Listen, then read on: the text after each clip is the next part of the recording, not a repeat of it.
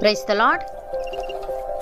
ఈరోజు దేవుని వాగ్దానము, నీవు కన్నీళ్లు విడుచుట చూచితిని, నీ ప్రార్థన నేను అంగీకరించి ఉన్నాను, నేను నిన్ను బాగు చేసేదను. రాజులు 2వ గ్రంథము 20వ అధ్యాయము 5వ వచనము.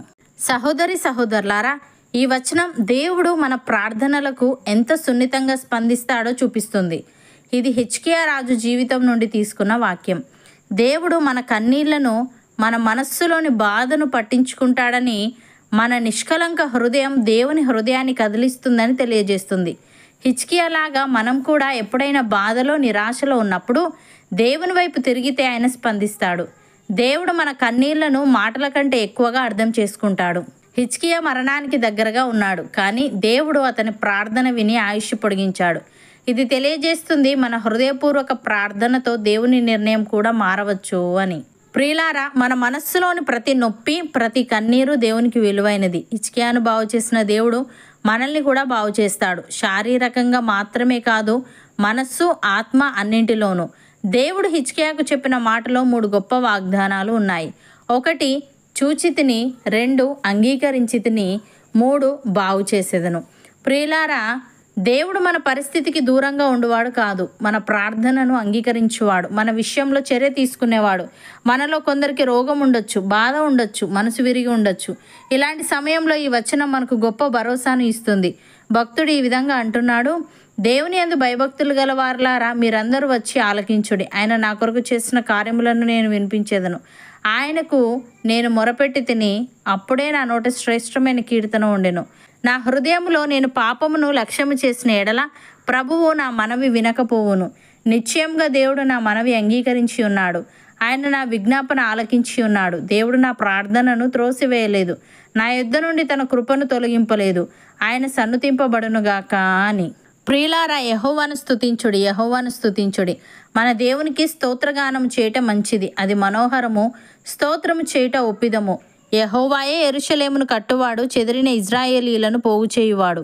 గుండె చెదిరిన వారిని ఆయన బాగు చేయువాడు, వారి గాయములు కట్టువాడు. అపోస్తలుడైన పౌలు ఈ విధంగా అంటున్నాడు, దేవుని కృప వలన ఆయన ప్రతి మనుష్యుని కొరకు మరణము అనుభవించినట్లు దూతల కంటే కొంచెము తక్కువ వాడుగా చేయబడిన యేసు మరణము పొందినందున మహిమ ప్రభావములతో కిరీటము ధరించిన వానిగా ఆయనను చూచుచున్నాము. ఎవని నిమిత్తము సమస్తమును ఉన్నవో, ఎవని వలన సమస్తమును కలుగుచున్నవో, ఆయన అనేకులైన కుమారులను మహిమకు తెచ్చుచుండగా వారి రక్షణకర్తను శ్రమల ద్వారా సంపూర్ణునిగా చేయుట ఆయనకు తగును అని. సహోదరి సహోదరులారా, మీలో ఎవనికైనాను శ్రమ సంభవించినా అతడు ప్రార్థన చేయవలెను. ఎవనికైనాను సంతోషము కలిగిన అతడు కీర్తనలు పాడవలెను. మీలో ఎవడైనాను రోగి అయి ఉన్నాడా, అతడు సంఘపు పెద్దలను పిలిపింపవలెను. వారు ప్రభునామమున అతనికి నూనె రాచి అతని కొరకు ప్రార్థన చేయవలెను. విశ్వాస సహితమైన ప్రార్థన ఆ రోగిని స్వస్థపరచును. ప్రభువు అతన్ని లేపును. అతడు పాపములు చేసిన వాడైతే పాపక్షమాపణ నొందును. నమ్మిన వారు నాతో పాటు ప్రార్థనలో ఏకీభవించండి.